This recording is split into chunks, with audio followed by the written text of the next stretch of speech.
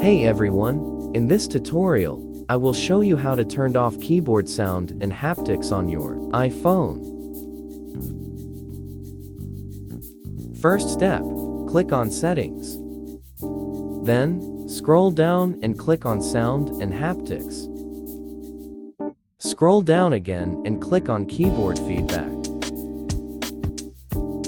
And this is the last step.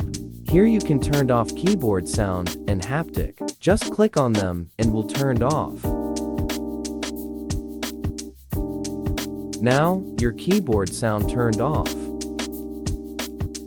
Thanks for watching this tutorial. Do not forget to subscribe to our channel and like this video.